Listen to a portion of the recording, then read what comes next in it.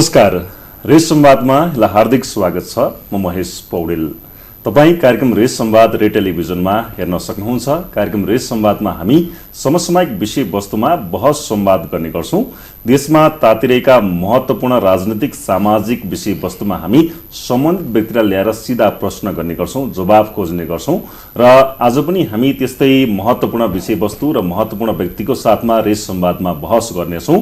आज हामी विशेष गरी नेकपा एमालेको समग्र राजनीतिक अवस्था, नेकपा एमालेको राजनीतिक भित्री पाटो र नेकपा एमाले अहिले प्रतिपक्षी दलको रूपमा रहेको छ, प्रमुख प्रतिपक्षी दलको रूपमा चाहिँ आफ्नो भूमिका गरिरहेको छ, कहिलेकाहीँ आरोप पनि खेपिरहेको छ, कहिलेकाहीँ समर्थन पनि पाएको छ र नेकपा एमाले अहिले विभिन्न कार्यक्रमहरू आयोजना गरिरहेको छ। नेकपा एमालेका अध्यक्ष केपी शर्मा ओलीले विभिन्न विद्यार्थीसँग, बालबालिकासँग र विभिन्न कार्यक्रमहरू गइराख्नु भएको छ र पार्टीहरू अहिले 2084 सालको चुनाव लक्षित विभिन्न कार्यक्रमहरू आयोजना गरेका छन्। नेकपा एमाले पनि ती अनुसार अगाडि बढेको छ र अहिले बलियो प्रतिपक्षी दलको रूपमा नेकपा एमाले रहेको छ। आज हामी नेकपा एमालेको राजनीति पछिल्ला समसामयिक घटनाक्रममा बहस संवाद गर्दैछौँ। हामीसँग नेकपा एमालेका युवा नेता आशिष रेग्मी हुनुहुन्छ। स्वागत छ यहाँलाई। धन्यवाद। हजुर, अब यो पछिल्लो समयमा चाहिँ जस्तो हिजो मात्रै पार्टी अध्यक्ष केपी शर्मा ओलीले चाहिँ बालबालिकासँग एक किसिमको कार्यक्रम आयोजना गर्नुभयो र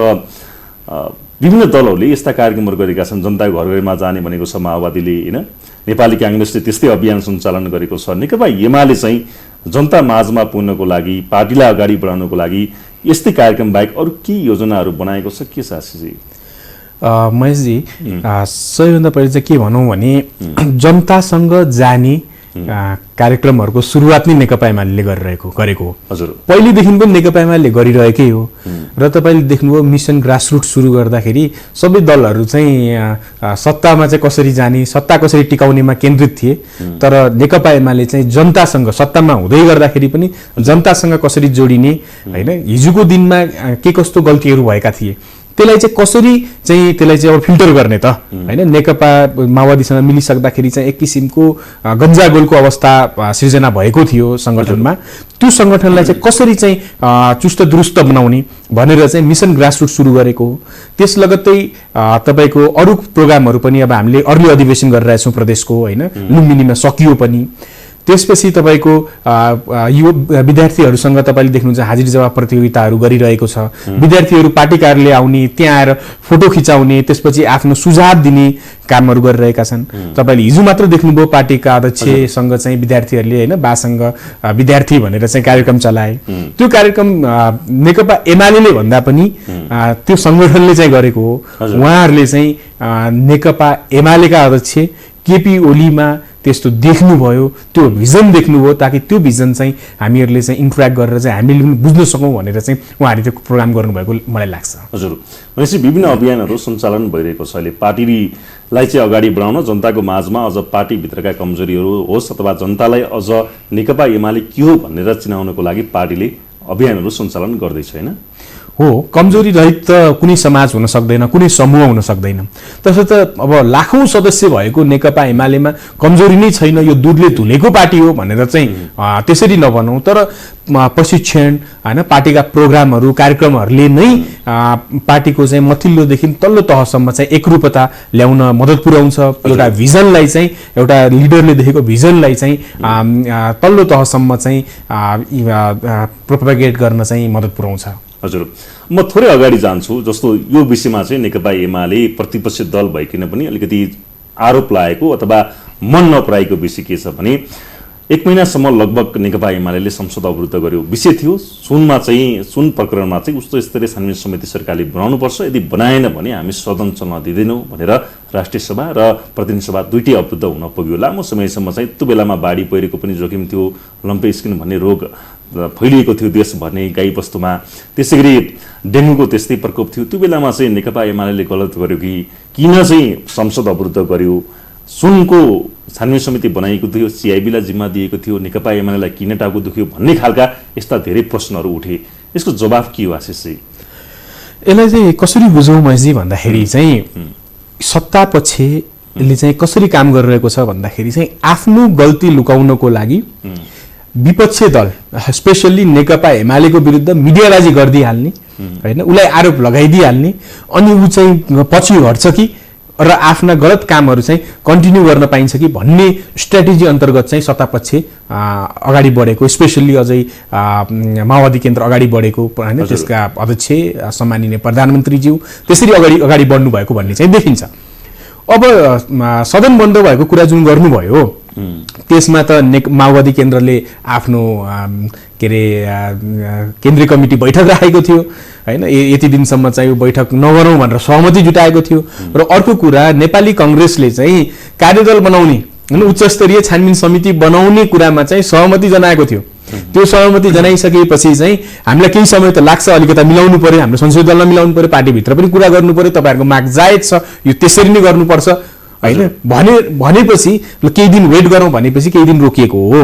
र त्यसपछि पनि उहाँहरूले चाहिँ मुखले एउटा बोल्ने र पछि चाहिँ पछि हट्ने भएपछि बाध्य भएर होइन, बाध्य भएर चाहिँ सदन त विपक्षीकै हो नि, विपक्षी दलकै हो, बाध्य भएर चाहिँ प्रेसर क्रिएट गर्नको लागि ताकि संविधान मानियोस् होइन, कानुनी राज्य इस्टाब्लिस होस्, कानुनी राज्यलाई चाहिँ को चाहिँ कानुनको विरुद्धमा चाहिँ कोही पनि नजाओस् भनेर चाहिँ नेकपा एमाले विरोध गरेको। र पछि हेर्नुहोस् त पछि भयो पनि के भन्दाखेरि त उच्च स्तरीय छानबिन समिति बनाउनु पर्ने नै अवस्था रह्यो नि त। सिआइबीले गरे के हुन्छ त भन्दाखेरि जसको जुन संस्थाको नेतृत्व जुन व्यक्तिले गरिरहेको छ त्यही व्यक्ति चाहिँ यो आरोपमा मुछिएको छ भनेपछि र पछिल्ला काण्डहरूले पनि त्यही देखाए होइन, त्यो मुछिएको छ भने चाहिँ उसैले चाहिँ यसलाई निष्पक्ष छानबिन कसरी गर्छ त होइन। र छानबिन फेरि सिआइबीले या पुलिसले नगरोस् भनेको होइन, त्यसको निगरानी चाहिँ उच्च स्तरीय न्यायिक समिति बनाऊ भनिएको हो। हजुर, अब त्यसमा अर्को बाटो पनि थियो होला, अन्य बाटो पनि एमाले रोज्नु पर्थ्यो। संसद अवरुद्ध गर्ने खालि नेकपा एमालेको चाहिँ विरोधको बाटो भनेको संसद अवरुद्ध गर्ने मात्रै देखियो भन्ने खालको। संसद भनेको त जनतालाई चाहिँ जनताले निर्वाचित गराएर पठाएका सांसदहरूले आफ्ना कुरा, जनताका कुराहरू त्यहाँ आफ्नो मार्फतबाट जनताका कुराहरू चाहिँ सदनमा राख्ने एउटा माध्यम हो। त्यही बाटो किन रोक्यो एमाले? संसदीय अभ्यास, संसदीय प्रक्रिया नै मन नपरेको हो कि पहिला पनि संसद विघटन गर्यो नेकपा एमाले भन्ने सम्मको प्रश्नहरू आए। होइन, नेकपा एमाले संसद विरोधी पार्टी चाहिँ होइन। जुन पार्टी चाहिँ अहिले सरकार चलाइरहेको छ उसैले भनिरहेको छ हामी संसद मान्दैनौँ, उसको विधानमा चाहिँ संसदीय प्रणाली गलत हो भन्ने लेखिएको छ। नेकपा एमाले त लोकतन्त्र संसदीय व्यवस्थाको होइन पक्षधर पार्टी हो, त्यसकारण चाहिँ उस संसदभन्दा विरोधी होइन। तर अर्को कुरा के हो भन्दाखेरि चाहिँ जनताका कुरा होइन बोली मात्र होइन, कार्यान्वयन पनि हुनु पर्यो होइन। जनताले चाहिँ यो निष्पक्ष छानबिन नहोस् भनेर त भनेका थिएन नि त। अनि निष्पक्ष छानबिन हुनको लागि चाहिने काम चाहिँ सरकार चाहिँ गर्दैन, ऊ चाहिँ मेजोरिटीको चाहिँ दम्ब देखाएर चाहिँ पेलेर अगाडि बढ्ने होइन, संसदमा आएर चाहिँ गृहमन्त्री जवाफ नदिने होइन, प्रधानमन्त्री जवाफ नदिने। अनि यस्तो हरकत गरिसकेपछि चाहिँ त्यहाँ अरू उपाय के रहन्थ्यो त? जनताले जुन चाहिँ निष्पक्ष छानबिन होस् भनेर चाहेका थिए त्यो निष्पक्ष छानबिन गराउनको लागि अरू उपाय के थियो त विपक्षी दलसँग? विपक्षी दलको त सदन मात्र विपक्षी दलको हो नि त, बाँकी सरकार त सत्तापक्षकै हुन्छ होइन, विभिन्न निकायहरूमा त सत्तापक्षकै हुन्छन्। पनि जुन जनताले चाहेका थिए त्यही काम चाहिँ कार्यान्वयन गर्नको लागि नेकपा एमाले चाहिँ त्यसरी अगाडि बढेको। र त्यहाँ पनि तपाईँको चाहिँ लम्पी स्किन या फ्लडको कुराहरू आयो, ती सम्बन्धी चाहिँ कुरा नहोस् भनेको त थिएन। विशेष एउटा विधेयक रोक्न चाहिँ नेकपा एमाले यस्तो खालको हरकत गरिरहेको छ। पहिला पनि तपाईँहरूलाई चाहिँ यो थियो नि मिटर ब्याजी सम्बन्धी विधेयक रोक्नलाई नेकपा एमाले सदन अवरुद्ध गर्यो भन्ने कुरा आयो। पछिल्लो समयमा पनि एउटा विधेयकको लागि नेकपा एमालेको यो रणनीति हो। यो त प्रकरण त एउटा बहाना मात्रै हो नेकपा एमालेको, सदन रोकेपछि त्यो विधेयक पास हुँदैन, विधेयक पास नभएपछि आफ्नो माग पुरा हुन्छ भन्ने कारणले नेकपा एमाले सदन अवरुद्ध गरिरहेको छ भनेर सत्तापक्षले आरोप लगायो यहाँहरूलाई। होइन, यो सत्तापक्ष त यो कस्तो सत्तापक्ष भयो भन्दाखेरि विरोधी पनि मै, विपक्षी पनि मै, सत्तापक्ष पनि मै होइन। तपाईँले सुन्नु पनि भयो होला, प्रधानमन्त्री म, सत्ता मेरो छ होइन, अनि म सडकमा चाहिँ म लाखौँ कार्यकर्ता उतार्छु भन्छ होइन। यो अचम्मको सरकार छ, अचम्मको सत्तापक्ष छ है। अर्को कुरा नेकपा एमाले कतिखेर चाहिँ कुन विधेयक रोक्यो? सत्तापक्षले चाहिँ सही समयमा चाहिँ दर्ता गराउँदैन विधेयकलाई चाहिँ अहिलेको चाहिँ त्यो विधेयक नेकपा एमाले अलिक ढिलो हुनुमा नेकपा एमालेको अरू कारण देखायो, तर त्यो होइन, यो चाहिँ सत्तापक्षले नै त्यसलाई चाहिँ के अरे समयमा उचित समयमा चाहिँ सदनमा प्रस्तुत नगरेकोले त्यो ढिलो हुन गएको हो होइन। र त्यो विधेयक आइसकेपछि नेकपा एमाले त्यसमा विरोध त गरेका छैन नि त, नेकपा एमाले त त्यसलाई पास गर्न सहयोगै गर्यो त हैन। नेकपा एमालेलाई त्यो आरोप, गलत आरोप चाहिँ तपाईले देख्नुभयो, सुनको जलहरी हैन, त्यो एउटा आरोप लगाइदियो ताकि त्यहाँ अल्झिराखोस्। नेकपा एमाले चाहिँ जनताका मुद्दाबाट डाइभर्ट भएर चाहिँ त्यतातिर अल्झिराखोस् भन्ने उनीहरूको चाहना हो नि त हैन। यो चाहिँ प्रचण्ड पथको एउटा चाहिँ एउटा उदाहरण तपाईलाई हो। यो चाहिँ के अरे भन्छ तर सरकारले भ्रष्टाचारको फाइल खोल्छौँ भन्दाखेरिमा सुनको जलरीमा पनि के भ्रष्टाचार भयो कि भनेर छानबिन गरेको भनेर सत्तापक्षले भनिरहेको छ। नेकपा एमालेको चाहिँ त्यो मिथ्या आरोप हो। सुनको जलरी त हामी भ्रष्टाचारको फाइल खोल्ने क्रममै सुनको जलरीमा पुगेर यो प्रकरण चाहिँ अगाडि बढेको भन्छ नि सत्तापक्षले। हैन, सुनको जलरी किन नेकपा एमाले के भन्यो भन्दाखेरि चाहिँ सुनको जलरी, येती, ओम्नी, व्हाइट बडीदेखि लगायत सबैमा हैन हामी भ्रष्टाचारमा चाहिँ यो छानबिन गर्छौँ भनेर नभन्नु, छानबिन गरिहाल्नुहोस् न। तपाईँ त सत्तामा हुनुहुन्छ, सरकारमा हुनुहुन्छ, तपाईँ विपक्षीलाई आरोप लगाइरहनु भएको छ, आरोप मात्र नलगाउनुहोस्, छानबिन गरिहाल्नुहोस् त नेकपा एमाले भनिरहेको हो नि त। नेकपा एमाले सबै भ्रष्टाचारका फाइल यदि सरकारले चाहिँ निष्पक्ष छानबिन गर्छ भने नेकपा एमाले तयार छैन। नेकपा एमालेको अध्यक्ष, महासचिव लगायत उच्च स्तरका नेताहरूले त यो कुरा बारम्बार सदनमा पनि भनिरहनु भएको छ हैन। तर छानबिन नगर्ने, सदनमा गएर चाहिँ सत्तापक्षको सांसदले चाहिँ यति गैर जिम्मेवार तरिकाले चाहिँ त्यहाँ भ्रष्टाचार भएको छ मात्र होइन, सुन भनेर चाहिँ पित्तल लगाइएको छ सम्मको चाहिँ गैर जिम्मेवारी स्टेटमेन्ट दिनुभयो। पछि छानबिन गर्दाखेरि के देखियो त हैन, त्यो सुन त सुनै थियो। फेरि त्यो पनि विरोध कहाँसम्म भयो भने त्यो सुनको जलरीमा नाम के विषयमा उसले चाहिँ आफ्नो नाम त्यहाँ माथि लेख्नु भएछ। त्यो चाहिँ सुन पत्रमा चाहिँ आफ्नो नाम उहाँलाई चाहिँ हरेक कुरामा अलिक देखाउनु पर्ने, एमाले अध्यक्ष के विषयमा उनलाई अलिकति आफू बढाइ चढाइ गर्नुपर्ने, त्यो खालको केही आधी किलो सुन त पुगेन भन्ने कुरासम्ममा सत्तापक्षले आरोप लगायो नि एमालेलाई। होइन, सत्तापक्षले चाहिँ आधी किलो सुन पुगेन भनेर आरोप लगाएन, उसले चाहिँ 11 किलो सुन पुगेन भनेर आरोप लगायो। आधी किलो सुन पछि त उनीहरू चुप्प छन्, किनभने जर्दीमै पनि त्यति सुन त जान्छ होइन। त्यही भएर आधा किलो मात्र तलमाथि भएको देख्दाखेरि चाहिँ उनीहरूले आरोप लगाएनन्। नहुँदासम्म चाहिँ 11 किलोको चाहिँ पहिला चाहिँ पित्तल भन्ने कार्यकर्ताहरूले केही चाहिँ अन्य पार्टीका कार्यकर्ताहरूले आधा किलो सुन भयो भने त खाएछ नेकपा। होइन, आधा किलो त्यो त यस्तो हो, तपाईँ आफ्नै गहना बनाउनु जानुहुन्छ भनेपछि केही ग्रामको गहना बनाउँदाखेरि केही सानो ग्राम चाहिँ जर्दीमा जान्छ। 100 किलोको कुरा गर्दाखेरि आधा किलो जान्छ जर्दीमा। त्यो 100 सुनमा 60 किलो भएको छ अहिले हो। जस्ट अब यो चाहिँ तपाईँले हेर्नुहोस् न, 100 किलो सुन तस्करी भएको छ। त्यो चाहिँ अनेक बहानामा चाहिँ 40 किलो फेरि कहाँ लुकाइसकेका छन् होइन। उहाँको पार्टीकै के अरे सर्वोच्च नेता हुनुहुन्छ होइन, वरिष्ठ नेता हुनुहुन्छ कृष्ण महरा, उहाँको छोराको कुराहरू आइरहेको छ, उहाँहरू छानबिन गर्नु हुँदैन होइन। ललिता निवासमा चाहिँ पूर्व प्रधानमन्त्रीहरूको कुरा आएको छ, उहाँहरू गर्नुहुन्न। यो भने के हो भन्दाखेरि प्रचण्ड पटको एउटा उदाहरण हो। यो चाहिँ भयमाथिको नियन्त्रण भन्ने एउटा शब्द छ होइन। यसरी चाहिँ आफ्नो सरकार टिकाइराख्ने चाहिँ प्रचण्डजीको चाहिँ एउटा यो गेम प्लान हो। जस्तो पहिला उहाँले अन्तर्विरोधमा खेल्ने, उहाँको प्रचण्ड पदका उदाहरणहरू है, अन्तर्विरोधमा खेल्ने, ढाडमा टेकेर टाउकोमा हान्ने, र अहिले चाहिँ के छ भयमाथिको नियन्त्रण होइन। उहाँले चाहिँ शरणार्थी काण्ड उठाउनु भयो, अनि उहाँले चाहिँ के अरे काङ्ग्रेसलाई, शेरबहादुर देउवाजी चाहिँ अब आफ्नो श्रीमती बचाउनुतिर लाग्नुभयो होइन, अहिले सरकार ढाल्नुहुन्न बा भनेर चाहिँ उहाँ चाहिँ तनावमा आउनुभयो। त्यसपछि बजेट पास नहोला कि भनेर चाहिँ नेकपा यसका सांसदहरूले चाहिँ प्रश्न उठाए संसदमा, बजेट पास हुन दिनु भनेर प्रश्न उठाए। उहाँले ललिता निवास काण्ड उठाउनु भयो, माया नेपालजीलाई मुछिदिनु भयो होइन। अनि माया नेपालजीलाई मुछिसकेपछि अब सुरु बजेट माधवकुमार नेपालहरुको नाम आयो, बयानसम्म लिएन, बयानसम्म लिएन। बयान लिन पनि सिआइबी एउटा कर्मका धेरै विरोधपछि चाहिँ अब फेरि नेकपा एमाले किन विरोध गर्यो भन्नुहुन्छ।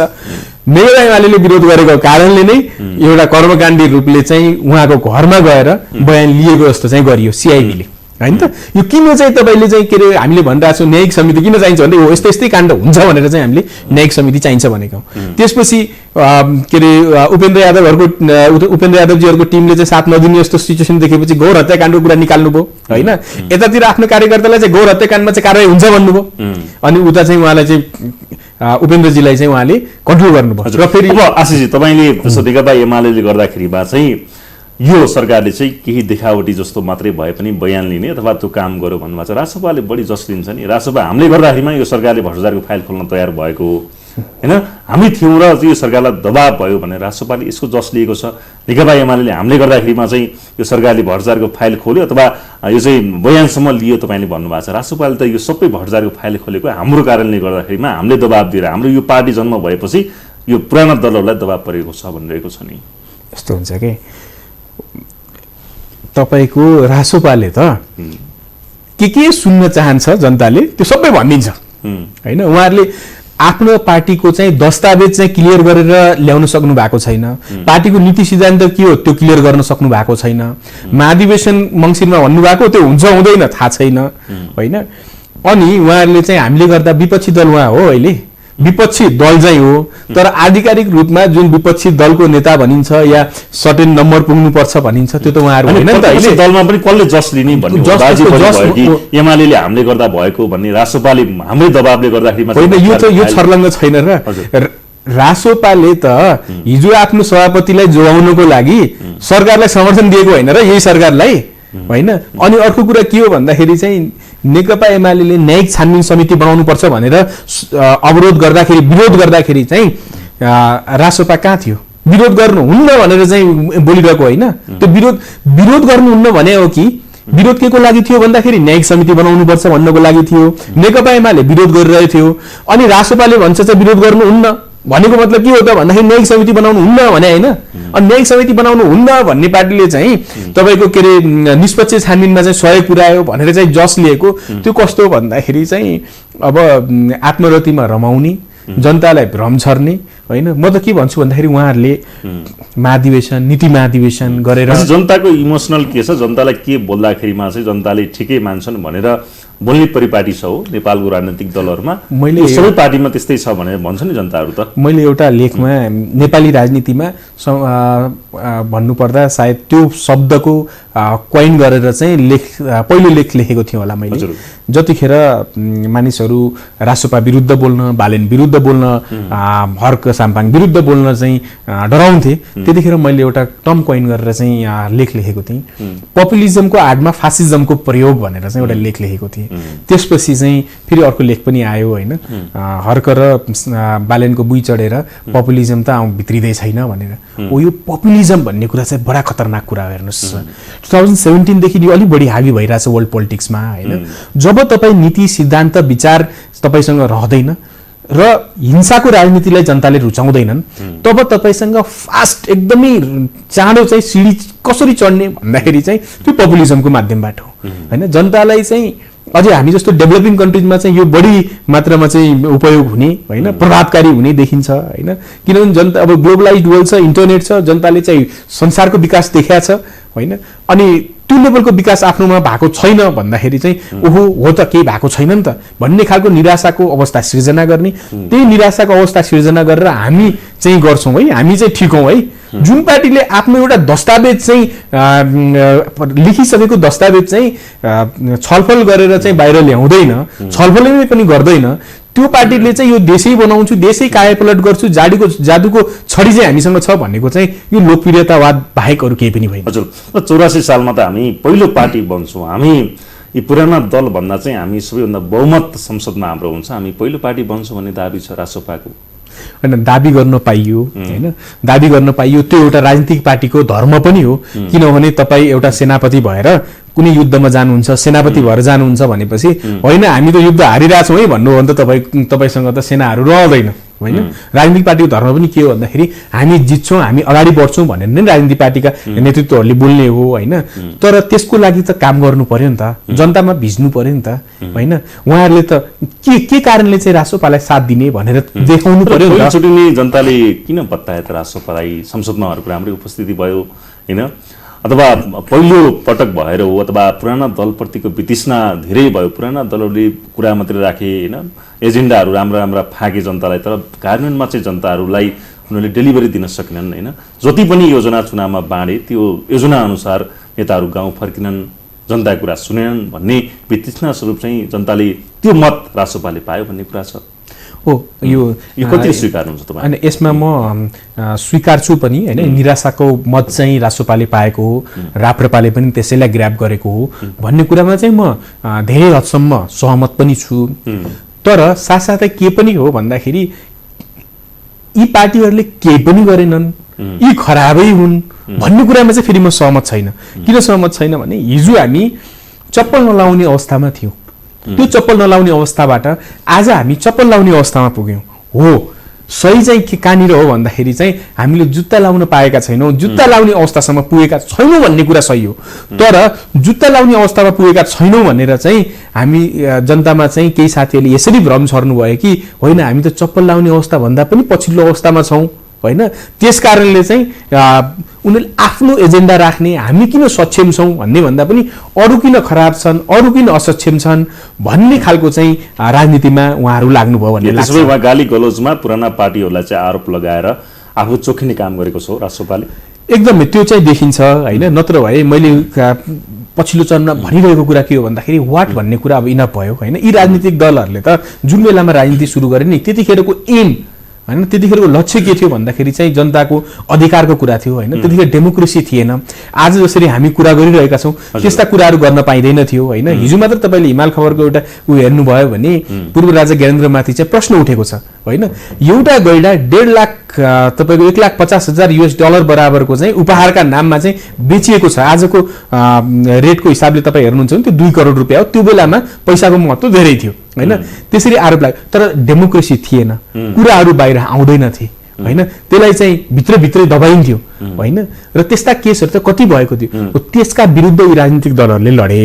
यी राजनीतिक दलहरूले लडेर चाहिँ राजा भन्दा एउटा राजाले भन्दा अलि धेरै राजाहरूले खाए। अहिले त प्रदेश संरचना त्यस्तै छ। प्रदेशमा राज्य राजा छन्, स्थानीय तह तबहरू त्यति नराम्रो छैन, तर प्रदेशमै राज्य राजा, केन्द्रमा राज्य राजा, हरेक राज्य राजाले झन् देश ध्वस्त भयो। राजा भन्दा पनि धेरै राजाहरू जन्मियो भन्ने खालको कुरा आइरहेको छ। यो पनि पपुलिजमले निर्माण गरेको भाष्य हो हेर्नुहोस् है। यो पपुलिजम निर्माण गरेको भाष्य, यो राय निर्माण भाष्य निर्माण कसरी हुन्छ भन्दाखेरि चाहिँ म के भनिरहेको छु, हिजोको दिनमा एउटा गैँडा मात्र बेचेको थिएन कि, सुन तस्करी पनि भएको थिए होइन, जनावरका अङ्गहरू पनि बेचिएका थिए होइन, अरू के भएका थिए होलान्।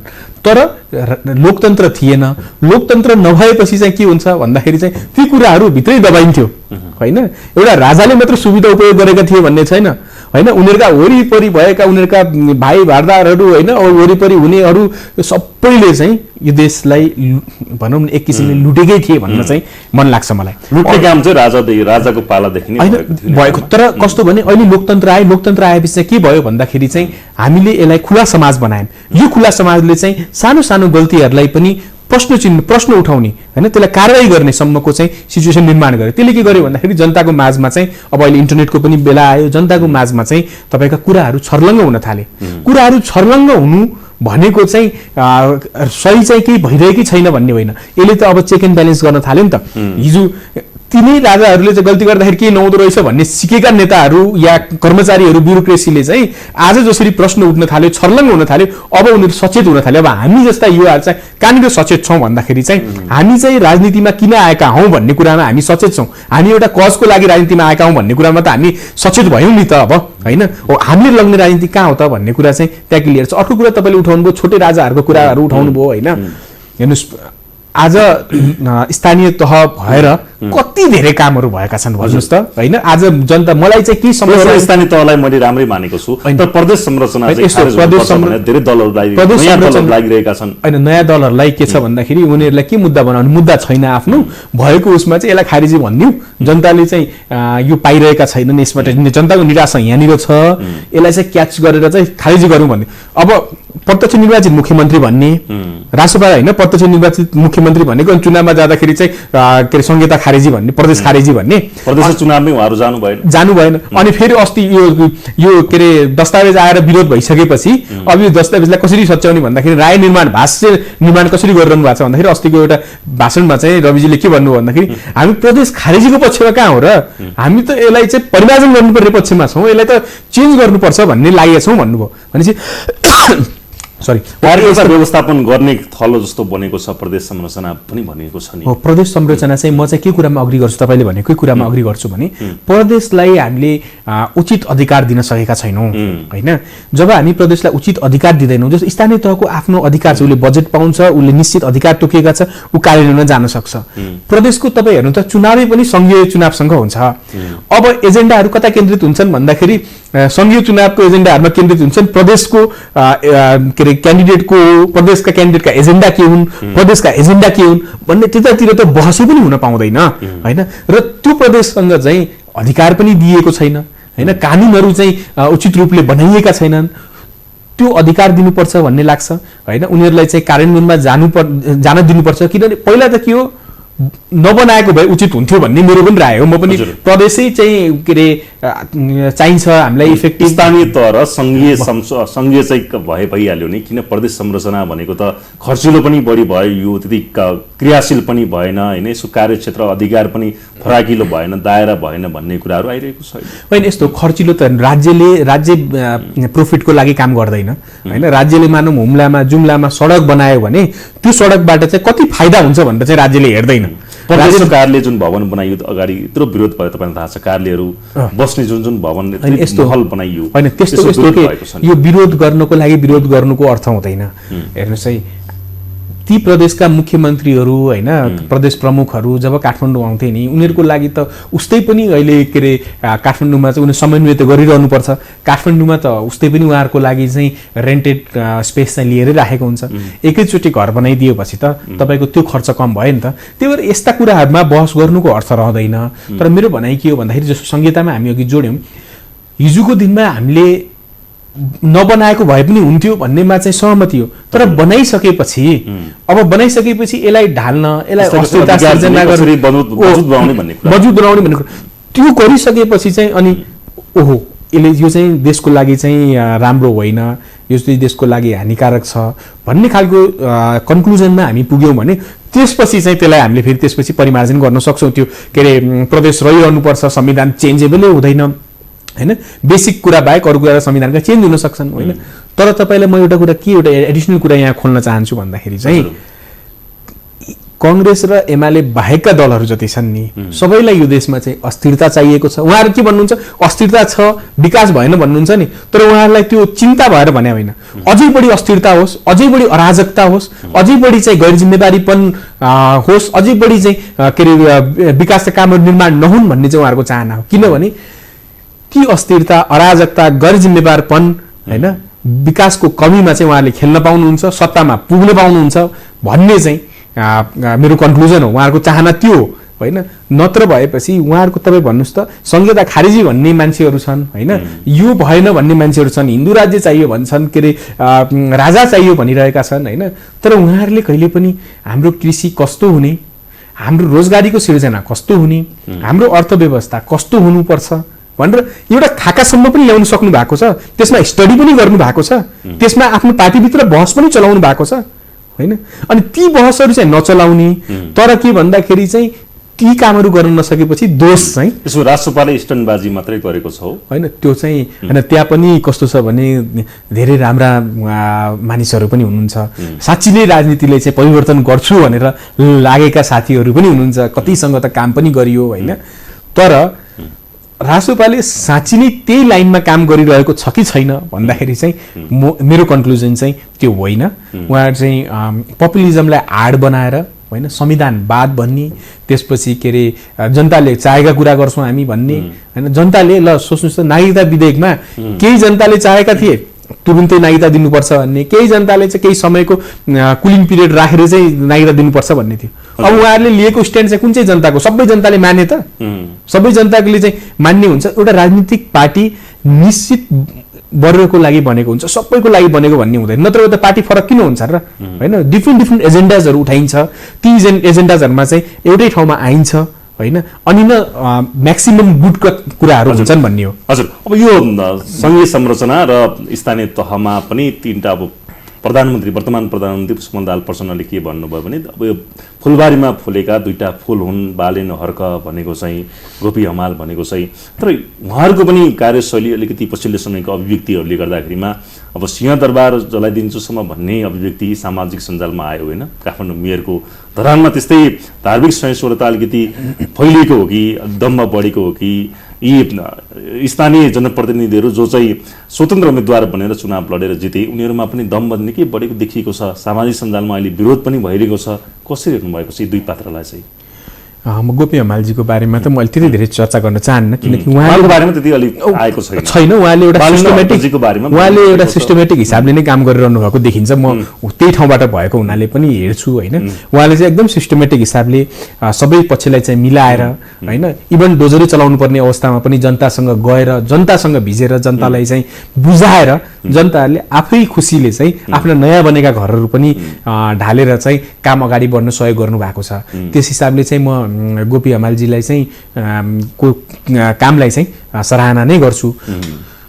हर्कजी बालनजीको जुन तरिकाको काम भइरहेको छ त्यो पपुलिजमको आडमा फासिजमको प्रयोग भनेर जुन मैले टर्म कोइन गरेँ त्यो टर्म त उहाँको ठ्याक्कै त्यो सिचुएसनसँग मिल्छ के। अनि अर्को कुरा के हो भन्दाखेरि चाहिँ यही समाजमा जस्ता किसिमको यो समाजमा राम्रा मान्छे पनि छन्, नराम्रा पनि छन्, गरिब पनि छन्, धनी पनि छन्, होइन, दानी पनि छन्, लोभी पनि छन्, सबै किसिमका मान्छे छन् नि। राजनीतिक पार्टीमा पनि यी सबै किसिमका मान्छेहरू देखिने हुन्, होइन। जबसम्म त्यो राजनीतिक पार्टी चाहिँ एउटा परिपक्व पार्टीको रूपले उदाएको हुँदैन, राजनीतिक कर्मी चाहिँ एउटा परिपक्व राजनीतिक नेतृत्वको रूपले उदाएको हुँदैन, तबसम्म हो त्यो भ्रममा राख्न सकिन्छ होला। तर एउटा समयसँगै जब टेस्ट हुने बेला आउँछ उसको एक्चुअल नेचर चाहिँ देखिन थाल्छ, होइन। बालनजीको हर्कजीको केसमा पनि भएको त्यही हो। तिनैजना गोपीजी, बालनजी, हर्कजी तिनैजना इन्डिपेन्डेन्ट क्यान्डिडेट हुनुहुन्थ्यो। तर गोपीजीको नेचर फरक छ, बालनजीको अलि फरक छ, हर्कजीको अलि फरक छ, होइन त।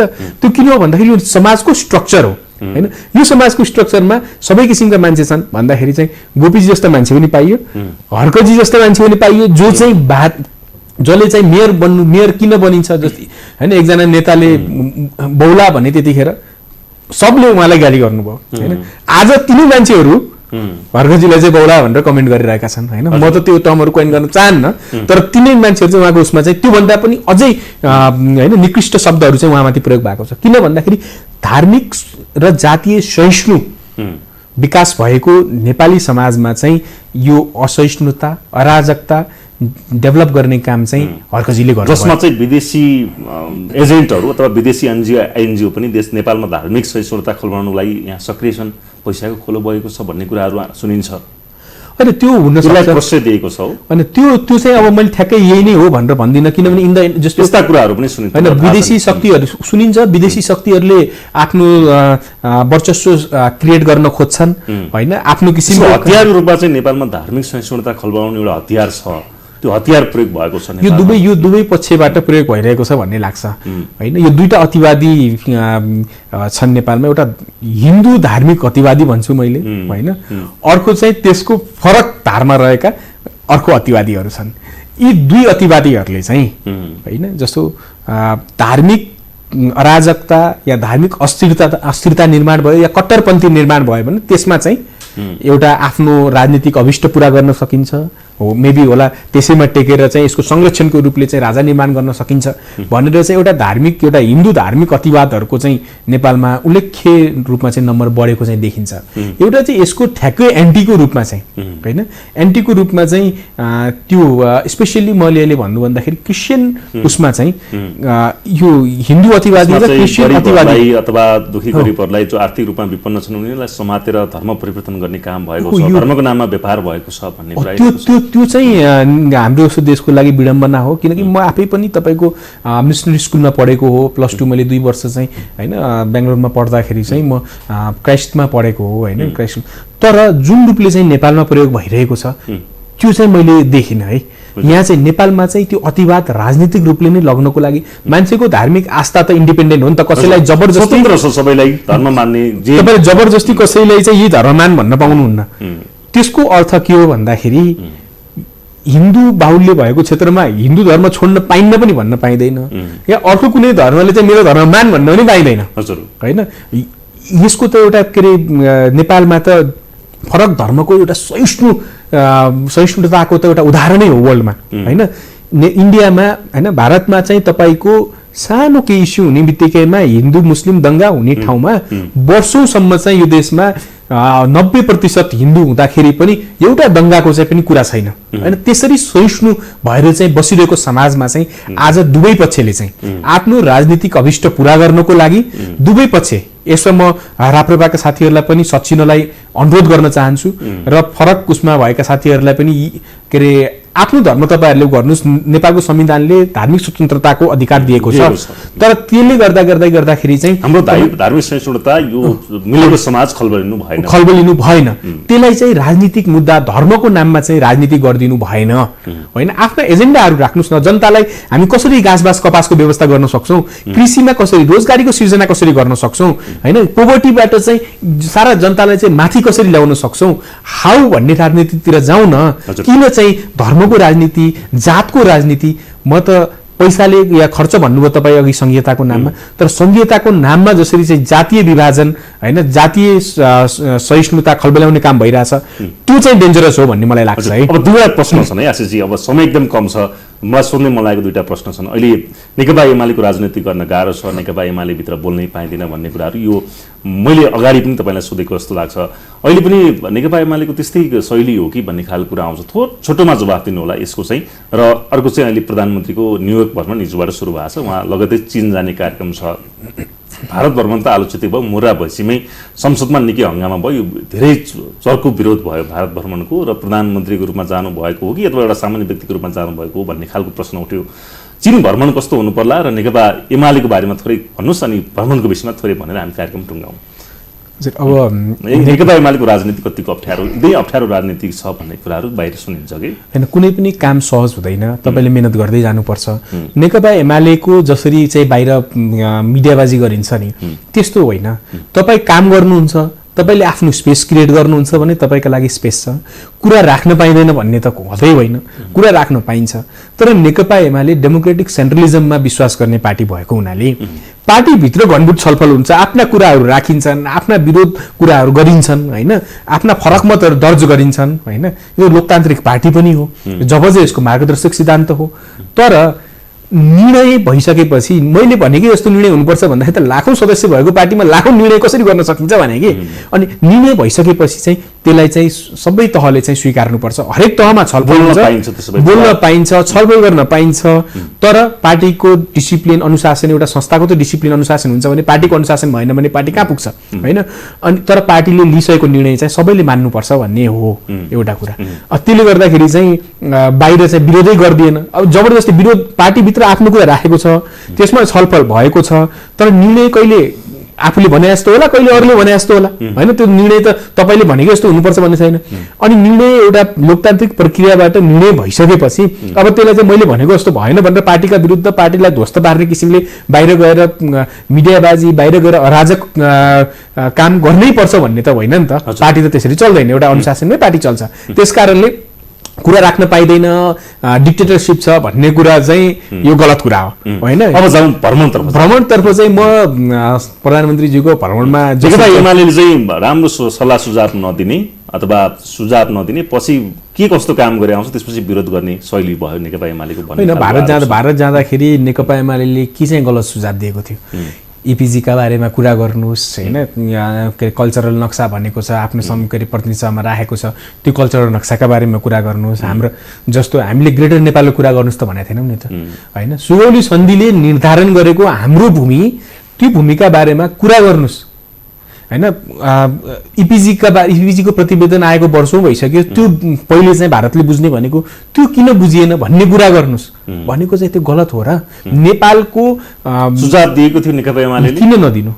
नेकपा एमाले सुझाव दिएको थियो, तर सामान्य प्रधानमन्त्रीज्यूलाई चाहिँ सत्तामा टिक्नु छ होइन। उहाँलाई चाहिँ आफ्नो व्यक्तिगत स्वार्थभन्दा अरू केही पनि छैन हेर्नु। अब चीन भ्रमणमा जाँदै हुनुहुन्छ, अहिले न्युयोर्क जानु भएको छ हिजो मात्रै, के उहाँहरूलाई सुझाव, अब म त के भन्छु भने उहाँलाई अहिले सुझाव दिनुको अर्थै छैन भन्ने लाग्छ। उहाँ चाहिँ व्यक्तिगत आफ्नो सत्ता टिकाउने कसरी छ होइन भने त हिजोको दिनमा उहाँहरू एमसिसीको घोर विरोधी हुनुहुन्थ्यो होइन। गृहमन्त्रीजीले भन्नुभएको थियो हामी समर्थन होइन, हामी त विरोध गर्छौँ, हामी त विपक्षमा मत हाल्छौँ भन्नुभएको थियो होइन।